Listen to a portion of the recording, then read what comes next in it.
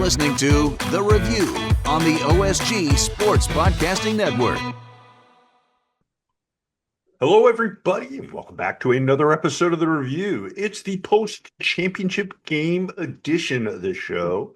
A little later than normal. We usually do these on the weekends after the Saturday action is So complete. then but it would have been a post championship edition show if we had done it on Sunday before a Monday title game. Is that right? And then matter and antimatter would have crossed. Dogs and cats would have been living together. Total chaos. Mass hysteria. Absolutely true. However, we have avoided that by waiting until after the championship to talk a little bit about college football and the season that was. Guys, that was a pretty intense championship game. Hey, look at that. My belt is still on my jeans. Huh? Playmaker. No, it was I had anticipated that it was going to be a low number going in the first half. I didn't think there was going to be a whole lot of points. It was going to be kind of feeling each other out. It was going to be punch and counter punch, and then in the second half it was going to wake up, and it certainly did that. I can't remember the last time you had a special teams score like we had for Indiana against the University of Coral Gables. It was a couple of different ways that we didn't anticipate that the points were going to get on the board. But, Sly, how long you figure it's going to be before we get that statue of the goal line jump in Bloomington? I think the over-under's about 43 days. There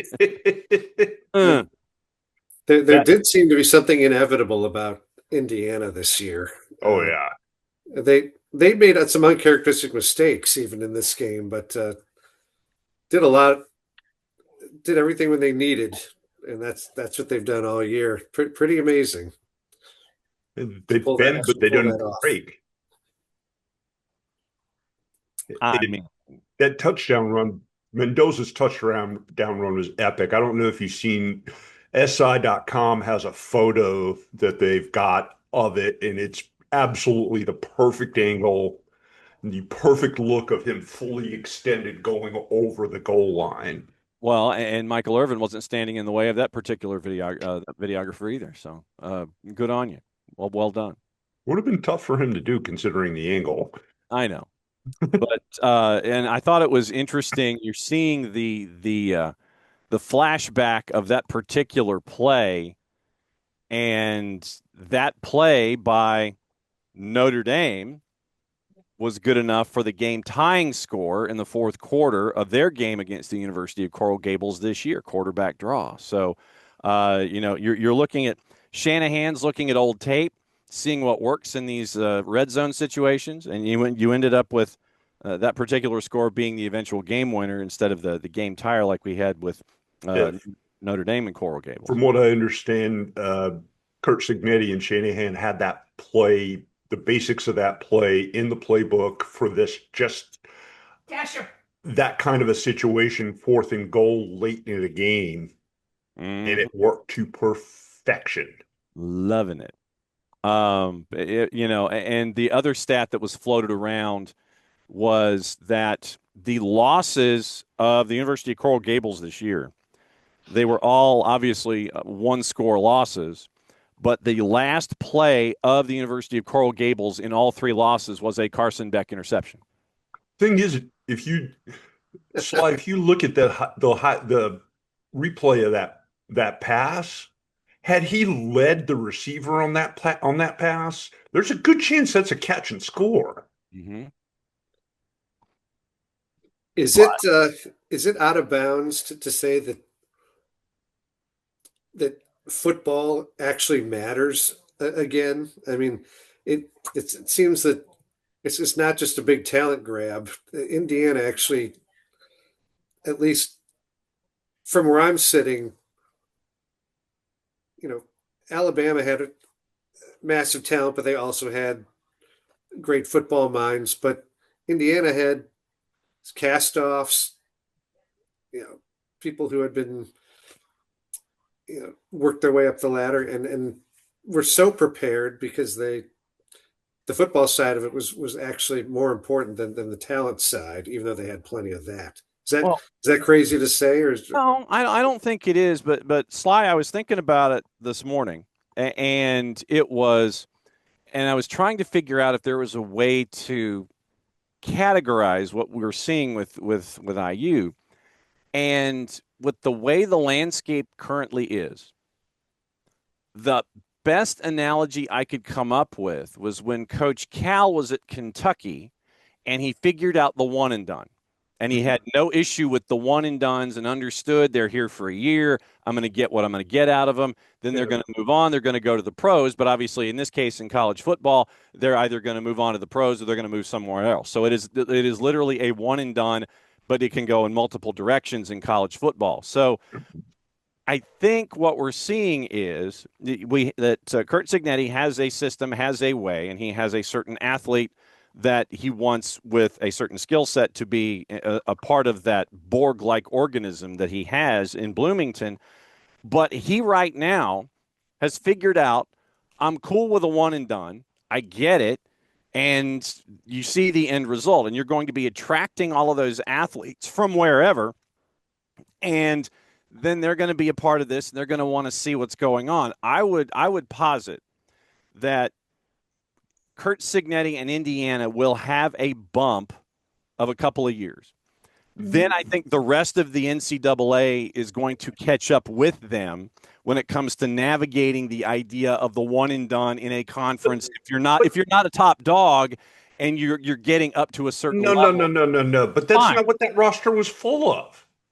That roster wasn't full of guys that just flew in for a one-time only paycheck. It was dudes from a bunch of different levels that he understood were going to fit a particular mindset in a particular way. I'm taking the blue blood element out of it. I'm just saying wherever you're pulling them from, then I think that idea of wherever you're pulling them from to fit a certain skill set, fit a certain position in what Kurt Cignetti wants to do, I think that he's kind of figured this out. And it's going to, whatever happens, and I'll just bring in the next batch of folks that are going to be a part of what's going to happen next year. You get a lot of guys on that roster that were there for a few years, unlike some of the other schools. And I think there's something to be said for that. That was kind of what did in Coach Cal with one and dones, is when teams started keeping the band together for 3 or 4 seasons in college basketball, they were able to figure out and exploit the one and dones who were there for the glory and the score points than it was to actually play as a team. And I think that's what you're looking at here with Indiana. You've got a bunch of guys who banded together and believed in each other and did what they needed to do. I don't think there's a single person in the entire sports universe that would have said that of all the teams to go 16-0 and win a national championship in the current playoff setting, Indiana would not have been one of the first 25 to 50 choices, if not more. Sly, I think that Kurt Cignetti snuck up on us. I've seen a bunch of documentaries on, like when Bill Belichick was with the Cleveland Browns, and when he interviewed there, and really impressed Art Modell, saying, look, if you're going to build a championship roster, you need this type of player, this amount of years in the league at this position, blah, blah, and had it all down to a science. Nick Saban was on that staff. Cignetti was on Saban's staff. And I wonder if sort of passing down, over the course of time, if a book like that has been developed, through the years, and Kurt Cignetti has sort of mastered what a high caliber team at any level should look like, and somehow pull it off at the highest level in short order. I mean, it's the most remarkable thing. There's a documentary on HBO, documentary series that ran a couple years ago, Belichick and Saban, and it was just following the two of them around talking business and being buds. Yeah. And one of the things that Saban said in that is something that kind of registered with me the more I think about it, is he's looking for guys that are looking to do their jobs and their jobs only. He's not looking for guys who want to play hero ball. Because the guys who play hero ball are the ones who makes mistakes. If you've got 11 guys with 11 different responsibilities and they all fulfill that responsibility, there's a really good chance you're going to win the game. And that's the philosophy that he preaches. And it, as you can see by what Cignetti did with Indiana, it works. Mm-hmm. Your And question? go for it, Sly. No, go ahead. I mean, it's just, and I think the last play, the last interception thrown by Carson Beck is an example of that, where Carson Beck did not pick up in coverage that the safety on that side was keeping an eye on the entire time. He thought it was single coverage, and you had that corner doing his job and marking the receiver to keep him from getting behind him. But the safety comes in and ends up being the bracket coverage that Beck doesn't find. He doesn't see him. He throws it to his particular point. Safety comes in, gets the pick, game over. He And threw so, it short. yeah, and so you end up with a safety who is in front of the receiver and looking at the play the entire time, and Carson Beck doesn't pick him up and doesn't understand that he's going to be there with that throw, thinking that the receivers just got man marking and the corners behind him. And so you have all of these dudes with their specific task, and I'd love to know what the bubble test is for Kurt Cignetti. You know, is it always going to be choice B for these guys that he's looking at to kind of try and come in and be a part of things either at James Madison or at Indiana? You talk about that play, though. You look at it, and one of the things they teach quarterbacks early on is when you have that play and you think your receiver could get a step on that defensive back, which his receiver did, you either throw it in the end zone where your guy gets it or nobody gets it. And Beck didn't do that. Mm-mm. Nope. And you end up with the end result. And let me put a pin in the balloon here for a second.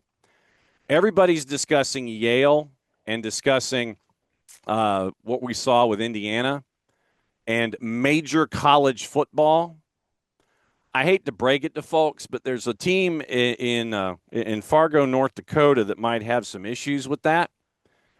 North Dakota State went 31-0 over a 2-year period with a 15-0 and a 16-0 in 2018 and 2019. So don't let everybody sit there and say major college football just had that happen for the first time in 100 and however many years. North Dakota Division One college football did. Then do that. Do Division One, do FBS, do whatever.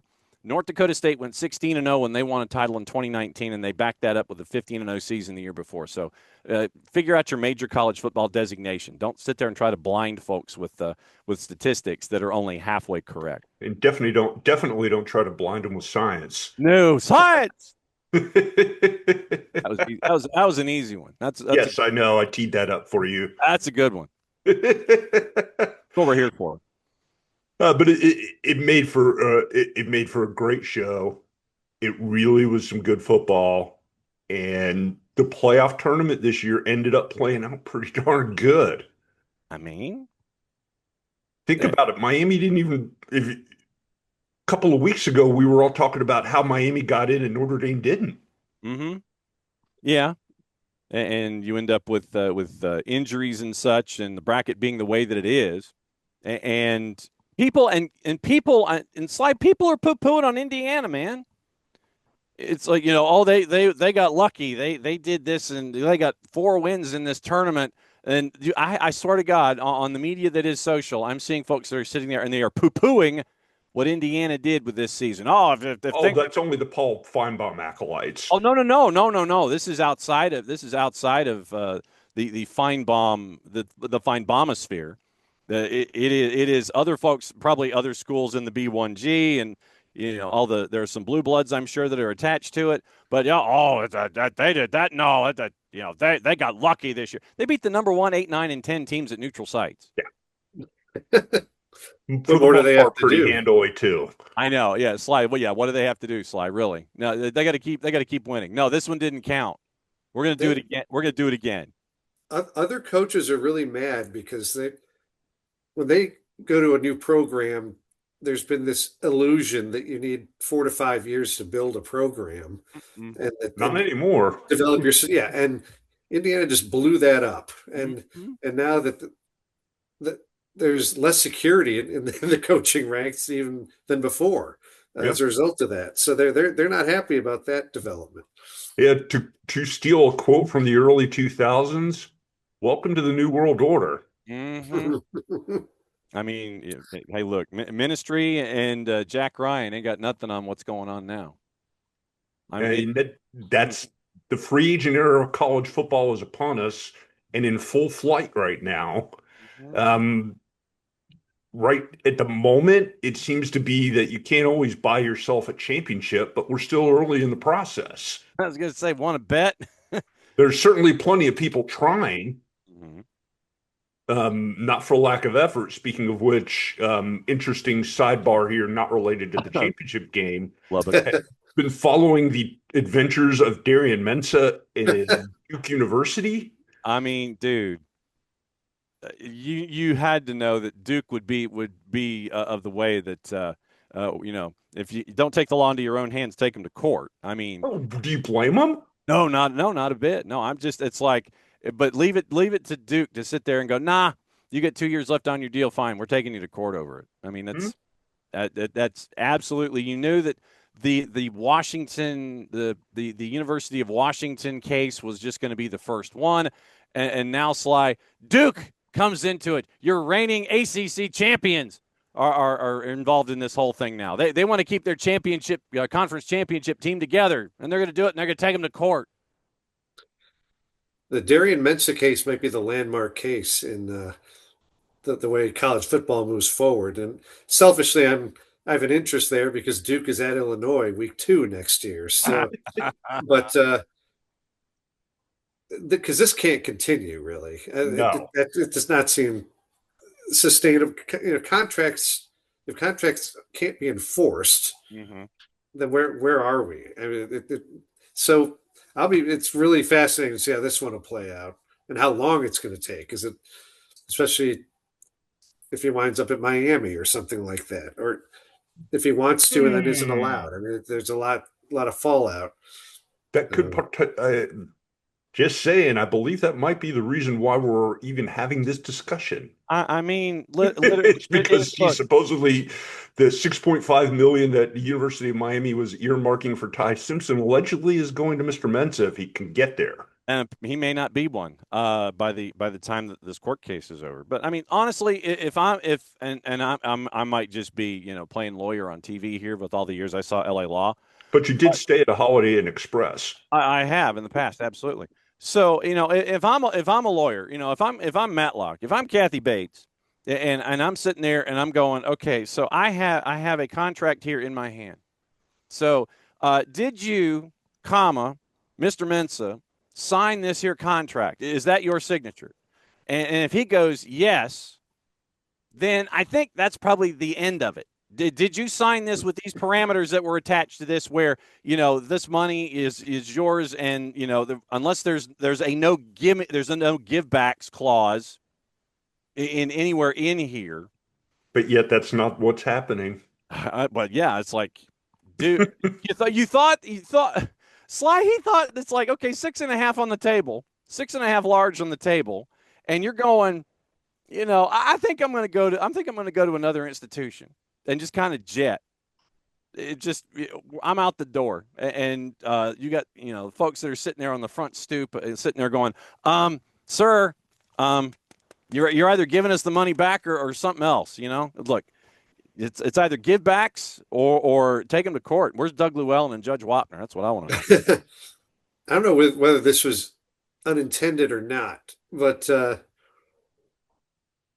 college football has done a masterful job, like the NFL, staying in the headlines 12 months a year. And whether it's this or the transfer portal or whatever it is, they've successfully made it a 12-month business. Yeah, the old saying, there's no such thing as bad publicity. And why do you think we have a show that lasts every week? And we've got 7 months until the Dublin game or whatever it is next August, and so don't go to Dublin. Yeah, they're gonna.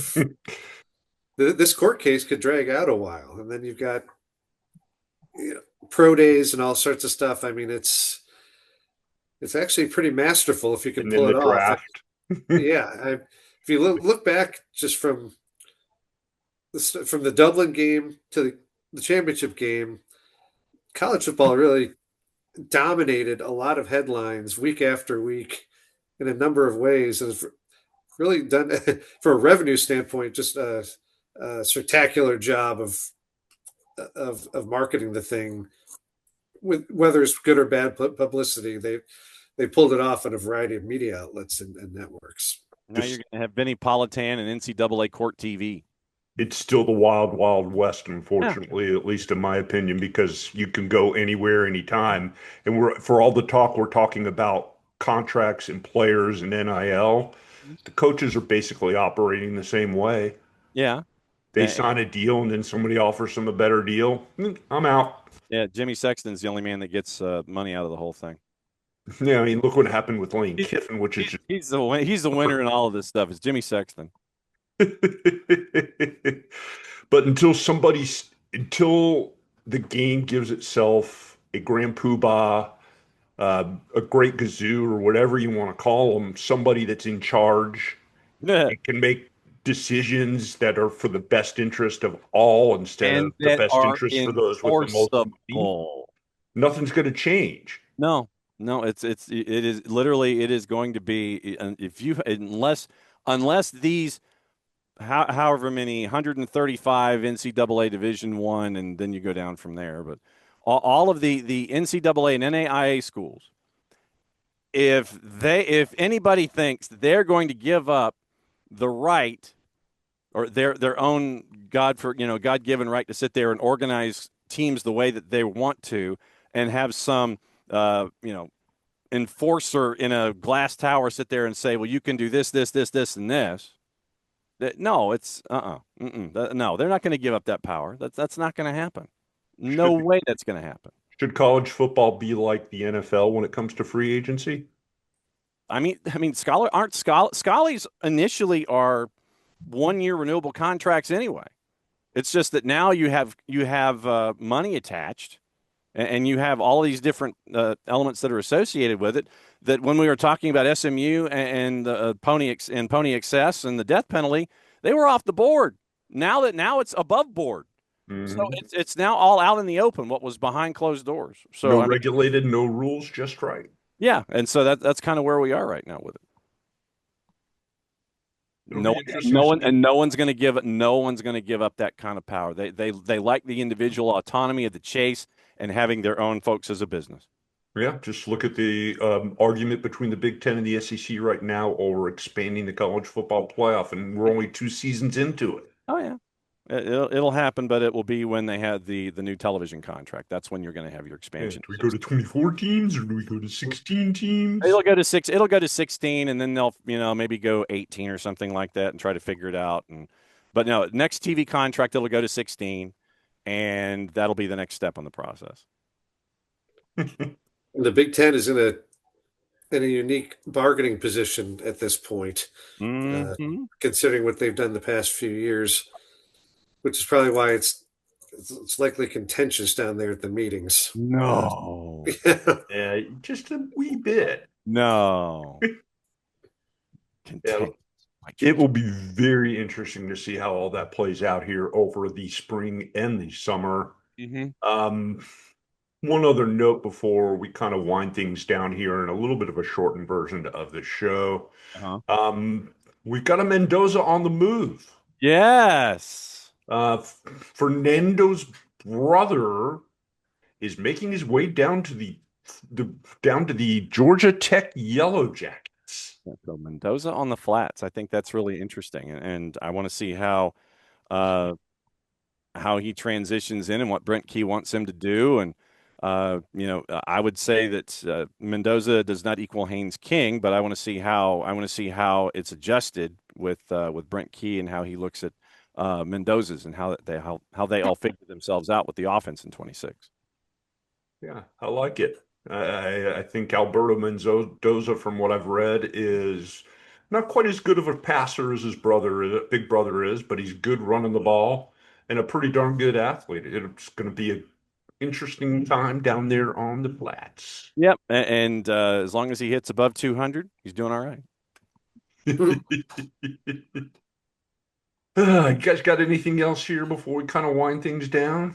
10,000 plus athletes in the portal, and we're coming up on signing day classic coming up in a couple of weeks, and we'll see what the trickle down effect is. I'm looking forward to all of the FBSers that didn't get a home or have portaled out, where they drift to FCS, all the FCSers to D2, and so on and so on. I'm looking forward to the trickle down economics as we come up on signing day classic. And obviously, Trickle up, as yeah, the really. case may be. Yeah, and so I want to see where all of the talent that didn't get picked at their first choice, where they drift down, and everybody else that is below them initially gets plucked, and see who gets promoted. So that's what I'm looking forward to.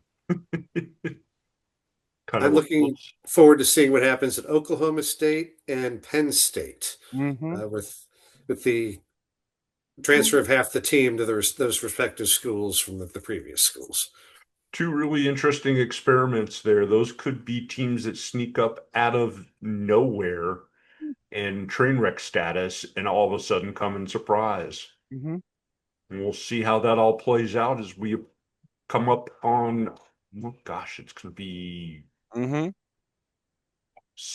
months from now. Shoot, we're going to have plenty of stuff to talk about. That won't be a problem. Don't forget, folks, that you've got the College Football X coming up next week. And the review will move over to college basketball here in the very near future. So stay tuned to this time, this channel, this social media platform, or whatever it is you're watching or listening to us on, because we will have plenty to talk about because college sports never stops. No, it does not. For Sly Fox, for John Nelson, I am Brother Phil. We are part of the OSG Sports team. We thank you for tuning in. Enjoy, and we will catch you again soon. Bye. Please like and subscribe. I had to do it since Marty's not here. Boo.